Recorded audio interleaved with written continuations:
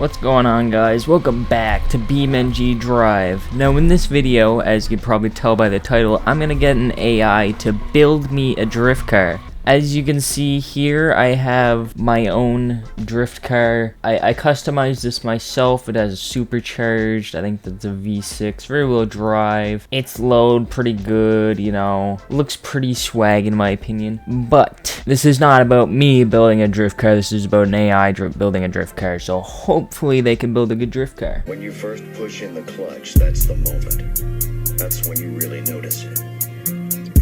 Just how different it feels.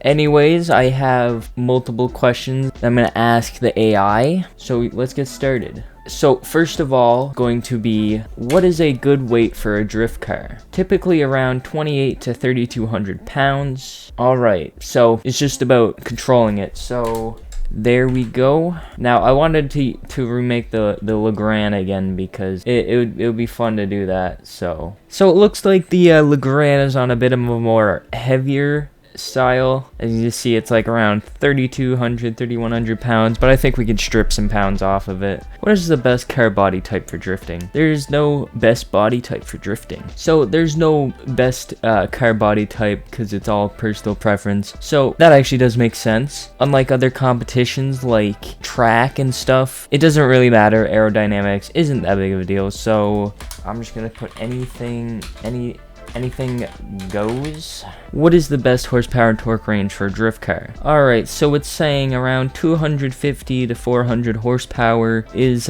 generally considered suitable for drifting, and also 200 to 350 foot-pounds. So that's not bad. I did this before and it said about 3 to 500 horsepower for torque and horsepower, so it could be a little bit hit or miss. So I'm just gonna say maybe 350 horsepower, 350 horsepower, and 350 pound-feet of torque. How much steering angle should a drift car have? Alright, so it's saying about 60 or 70 degrees of steering angle, 60 to 70 degrees. Should a drift car be automatic or manual? I think we might know the answer to this, but I just want to see what it says. So it's say they're considered to be more suitable for manuals, so which makes sense because you want full control over the car. While automatic can be used for drifting, but they require skill because the car will shift and stuff. And the torque converter is the biggest bottleneck of it, and it just shits on the torque converter, which makes sense. It's probably the worst invention known to man. So we're gonna pop the Manny in there. What type of differential should a drift car have? Alright, so it's saying do a little bit of LSD before use a limited slip differential. That's probably what we're gonna do. It also says you can use a locking differential. Now that would be only really good for if you want to have a drift car that you can drive on the street. So I'm just gonna say LSD for the differential. What wheel size should a drift car have? Oh, I gotta think about this one. Bruh. Oh. Alright, so after a very big think moment, it came up with the idea of 17 or 18 inches, so that's not too bad. 17 or 18 inch. I'm also gonna add a new query, wheel compounds, sure. What type of tire compound should a drift car have? Alright, so it just listed off the pros and cons of each compound type. So I'm just gonna go on a limb and say probably sports tires or something, I don't know. How many gears should a drift car have? Oh, another big think moment. So it's saying a common gear ratio, well technically gear ratio is like how big the gears are, so, but it says 4 or 5 gears should be good, whatever. It's good to keep it in the optimal. So I'm just gonna say, oh, we'll put in a 5 speed. That's not bad. Should I add a splitter or wing to a drift car? I ain't reading all that, but I'm just gonna say nah. Can you pick me a random color? Sure, here's a random color. Lime green. I don't know about you, but I think there may be a little bit of a bias towards the color of green, but you know what? We'll go for it. Anyways, always thank the AI, so they will look at you a little bit more favorably during the robot uprising. So that's all-wheel drive. Never mind, I was gonna select that. I'm not gonna do that one. That one's front-wheel drive. Hey, you know, you can just convert it. First of all, I'm gonna swap that over to a wagon body, because because wagons are cool. So I'm gonna make this thing rear wheel drive and put the race limited slip differential in this thing. So for horsepower right now, we're making about 150 horsepower and 198 pound-feet of torque, so we're making more torque than horsepower, which is kind of funny. So I'm gonna put in a 3.0 V6 race engine, so that makes a little bit more horsepower. Put a ultra heavy-duty long block on that. Put a stage 2 supercharger, stage 1 supercharger, my bad. Yeah, that looks pretty good to me. Okay, so for steering angle on this thing, I actually have a mod, which put the front suspension on, quick ratio drift steering with custom geometry, and I'm gonna put some power steering on that because why not? So if you look at it from up top and I steer out, I'm just gonna eyeball it and say that looks probably like 60-70 degree angle. So this thing does already have the 5-speed manual transmission. I'm gonna put a light and flywheel.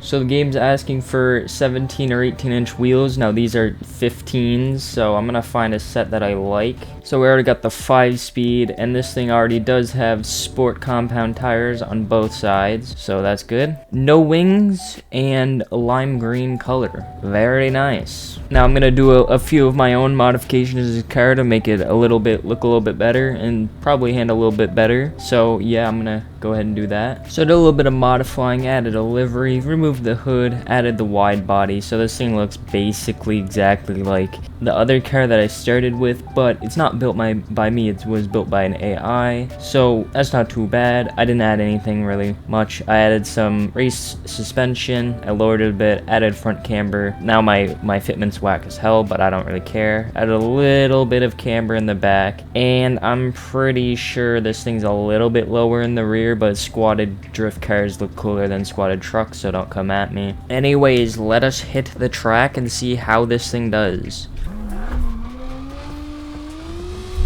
Watch this thing do better at drifting than my version of the Legrand. That'd be funny. So far, it's not actually doing too bad. Wow. Okay, that's a skill issue on my part.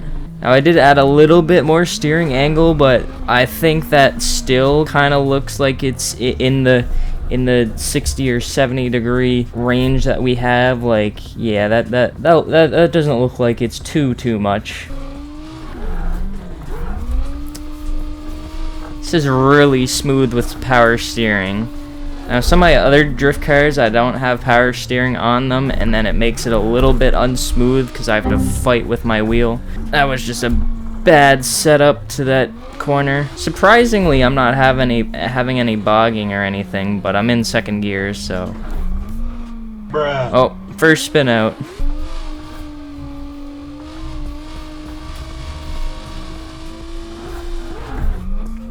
Oh, that's my bad. I'm sorry if this V6 is piercing your ears. I don't remember BeamNG doing a VQ update, so I guess this is when it's just gonna sound like. So that's a bit of a bro moment if you ask me, but it's fine. Fuck. Ah, man.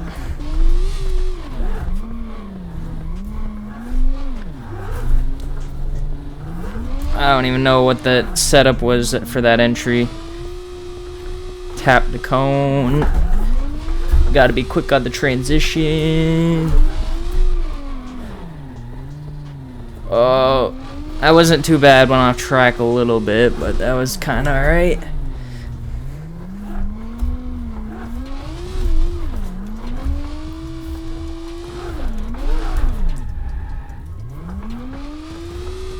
You could consider that a spin out, but I didn't really spin out.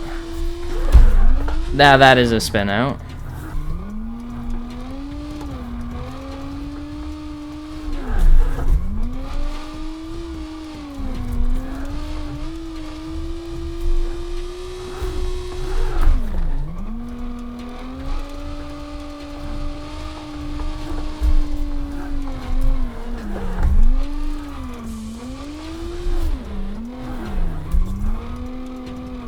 Ah! That would have been a good run if it wasn't for that.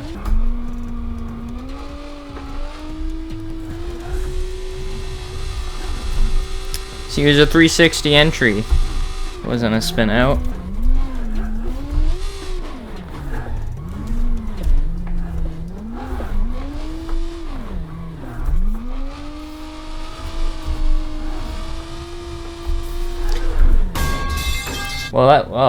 So, can AI make a good drift car? Yes. Do you need skills to actually drift? Yes. Well guys, I think that's going to be all for this video. Thank you guys so much for watching. If you did like this video, make sure you guys do like, comment, subscribe, and I will see you guys in the next video. Oh, also, this map is called OTM Lime Rock. If you want to download it, it's on the repository, so yeah.